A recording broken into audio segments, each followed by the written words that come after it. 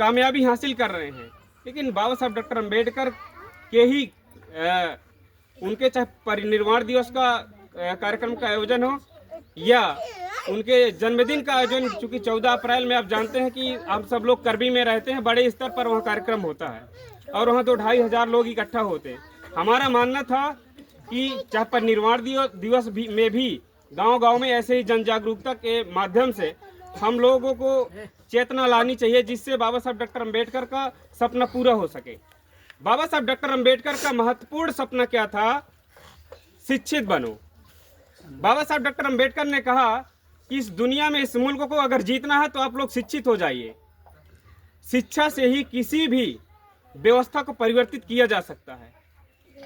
आज के समय में आपके पास तलवार की शक्ति तो है नहीं कि है? आपके पास ना तलवार की शक्ति है, ना आपके पास ज़्यादा जगह ज़मीनें हैं, ना आपके पास ज़्यादा पर्याप्त मात्रा में नौकरियां हैं। तो आखिर ये जो लड़ाई है इसको कैसे लड़ेंगे? आपके पास दो माध्यम हैं। एक आपके पास शिक्षा का माध्यम है, जिससे आप अपने बच्चों को एक अच्छी बेहतर शिक्षा दे करके उनको नौकरी पेशा में करके अपने जीवन को बदलाव कर सकते हैं और अपने दुखों कष्टों का अंत कर सकते हैं। एक आपके पास है वोट का अधिकार।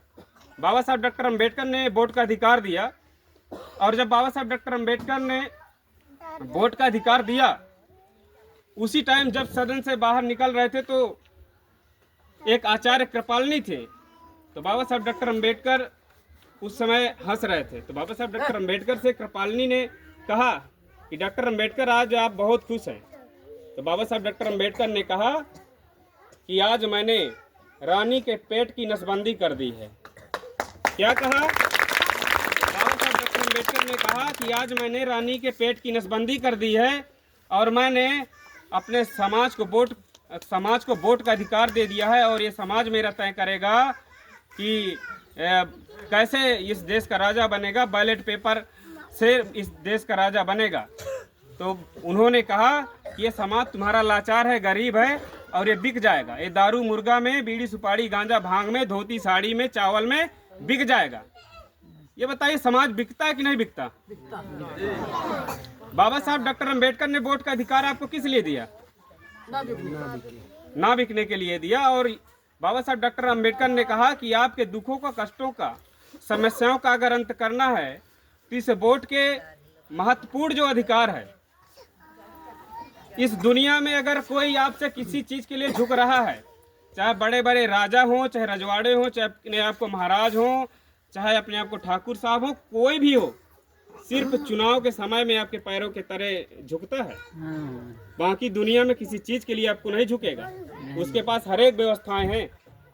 इसलिए इस वोट के अधिकार को आप लोगों को सुरक्षित रखना है। बीड़ी सुपारी गांजा भांग धतूरा धोती साड़ी, इन चीजों पर अपने वोट को बेचना नहीं है, बल्कि उस लायक और इज्जतदार व्यक्ति को अपनी वोट को सौंपना है जो आपके सुख दुख कष्ट समस्याओं पर 24 घंटे आपकी सेवा करने के लिए तैयार रहे।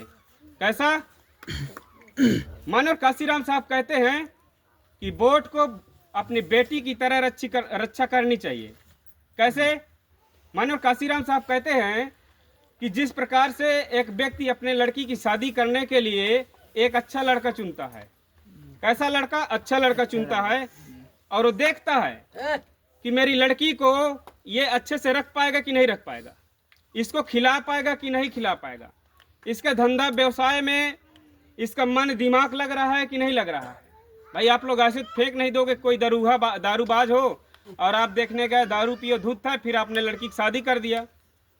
बताइए जीवन भर परेशान रहेंगे कि नहीं रहेंगे? आपकी लड़की परेशान रहेगी कि नहीं रहेगी? कोर्ट कचहरी का दौड़ा लगाएंगे, चक्कर लगाएंगे, वकीलों को भी पैसा देंगे और हर एक जगह आपकी भी लड़की भी दर दर ठोकर खाएगी। आप भी पूरे जीवन उस दामाद को चुनने की वजह से आप भी ठोकर खाएंगे। इसलिए मानव काशीराम साहब का जो तर्क है कि अपनी वोट की रक्षा बहन बेटियों की इज्जत की तरह करना, जिस प्रकार से अगर आपकी बेटी को, आपकी बहन को कोई टच कर दे या छेड़छाड़ कर दे तो आपका एक स्वाभिमान जागृत होता है कि अरे इसने मेरी बेटी को टच किया। तुरंत आप थाने जाते हैं, FIR लिखाते हैं, उसके खिलाफ कार्रवाई करवाते हैं। और अपनी बेटी की रक्षा के लिए आप तुरंत आ जाते हैं। इस प्रकार से इस वोट की भी रक्षा करने के लिए आपको इसको बेचना नहीं है, बल्कि लायक और जिम्मेदार आदमी को सौंपना है। किसी व्यक्ति ने मानव काशीराम साहब से इस विषय में चर्चा की थी कि ये बताइए, आपका ये समाज जो है ये बहुत लाचार है, दीन है, दुखी है, गरीब है, और ये पैसे रुपए में, चावल में, साड़ी में बिक जाता है। तो मानव काशीराम साहब ने कहा कि जिस दिन ये मेरा समाज, जिस दिन ये मेरी कौम ये वोट के अधिकार को जान जाएगी, उस दिन ये जो मनुवादी व्यवस्था के लोग हैं इनको लात मार देगी और अपने आदमी को चुन करके सदन में, विधानसभा में हो, चाहे लोकसभा में हो, चाहे जिला पंचायत में, चाहे प्रधानी में, अपने लोगों को चुन करके भेजेगी। और ये जो चुन करके आएगा ये वास्तविक रूप से हमारे लोगों के काम आएगा और हमारे लोगों के दुख सुख में खड़ा होगा। बाबा साहब डॉक्टर अम्बेडकर ने पूरा जीवन इस समाज को अर्पण कर दिया। चाहे आपका कालाराम मंदिर का आंदोलन रहा हो, जब आपको मंदिर में जाने का अधिकार नहीं था, तो बाबा साहब डॉक्टर अम्बेडकर ने आपको कालाराम मंदिर में इसलिए नहीं प्रवेश किए कि आप लोग की लाइन जो है मंदिरों की ओर लगी रहे। बाबा साहब डॉक्टर अम्बेडकर का मानना था कि इस देश में जो ऊर्ध्वाधर खड़ी हुई व्यवस्था है, जो ऊंच नीच की व्यवस्था है, जो गैर बराबरी की व्यवस्था है, जो सदियों से हमारे लोग लाचार हैं, दबे कुचले लोग हैं, जिनको मुख्य धारा से नहीं बाहर रखा गया है, वंचित रखा गया है, उस समाज को, उस तबके को मुख्य धारा से जोड़ करके उसके सामाजिक परिवर्तन का जो आंदोलन है उसको मुख्य धारा पर लाने के लिए बाबा साहब अम्बेडकर ने संघर्ष किया और अपने 4 बच्चों की कुर्बानियां दी। कितने? 4 बच्चों की कुर्बानियां दी। बाबा साहब डॉक्टर अम्बेडकर का एक बच्चा था राजरत्न अम्बेडकर, और उस समय बाबा साहब डॉक्टर अम्बेडकर लंदन में गोलमेज कॉन्फ्रेंस करने गए थे, जा रहे थे, और बाबा साहब अम्बेडकर घर से निकल गए थे। लेकिन जैसे घर से निकलते हैं तो उसके पहले वो राजरत्न अम्बेडकर की मृत्यु हो जाती है और उनका बड़ा भाई बाबा साहब डॉक्टर अम्बेडकर का दौड़ा दौड़ जाता है और अम्बेडकर साहब से बताते हैं कि अम्बेडकर तू कहाँ जा रहा है, तू किसके लिए लड़ रहा है, जब तेरा घर में एक लड़का मरा पड़ा है और तू दूसरे की लड़ाई लड़ने के लिए जा रहा है। तो बाबा साहब डॉक्टर अम्बेडकर उस समय कहते हैं कि देखो भाई, ये मेरा एक बच्चा मर गया है, इसकी मुझे फिक्र नहीं है, लेकिन पूरे भारत देश में करोड़ों करोड़ों लोग, शोषित पीड़ित वंचित लोग जो मेरे बहुजन समाज के लोग हैं, ये इन लोगों को मुझे जिंदा करना है। इसलिए एक लड़के की मुझे चिंता नहीं, बल्कि ये जो मरे हुए के समान मेरे बच्चे हैं, इनको मुझे जिंदा करने के लिए, यानी कि इनको हक अधिकार दिलाने के लिए मैं लंदन जा रहा हूँ। बाबा साहब डॉक्टर अम्बेडकर इतना दृढ़ इच्छा शक्ति थे कि अपने एक बच्चे को देखने दोबारा नहीं आए और आपको हक अधिकार दिलाने के लिए वहाँ 1931, 32, 33 में गोलमेज कॉन्फ्रेंस हुआ, वहाँ आपको वोट का अधिकार मिला। तो बाबा साहब डॉक्टर अम्बेडकर वो शख्सियत थी जिन्होंने अपना परिवार नहीं देखा, अपनी पत्नी नहीं देखे, अपनी बच्चे नहीं देखे, उनकी पत्नी किस प्रकार से यातनाएं सह करके, बल्कि माता रमाई घर में कंडे उपले पात करके बाबा साहब डॉक्टर अम्बेडकर को पात करके उनको बेच करके, और जो पैसा मिलता था बाबा साहब डॉक्टर अम्बेडकर को पढ़ाने के लिए लंदन भेजती थी, जहां बाबा साहब डॉक्टर अम्बेडकर पढ़े, उस पैसे को भी बाबा साहब डॉक्टर अम्बेडकर के पढ़ाई लिखाई में खर्च हुए। आज की कोई ऐसी महिला है क्या जो अपने पति को पढ़ाने के लिए इतना संघर्ष करे? एक पिता भी नहीं संघर्ष कर रहा है। हमने देखे कि हमारे बहुत साथी मिलते हैं, जैसे हम उनसे पूछते हैं कि भैया क्या है पढ़ाई लिखाई में, भैया घर में पैसा नहीं है। क्यों नहीं है? पापा कहते हैं कि चले जाओ, बाहर जाओ, कमाओ धमाओ। तो आज हमारा पिता अगर ऐसे लाचार कर देगा, बच्चों को मजबूर कर देगा, तो बाहर कमाने चला जाएगा। और अगर आपके बच्चे पढ़ेंगे लिखेंगे नहीं, तो बताओ फिर समाज का विकास कैसे होगा?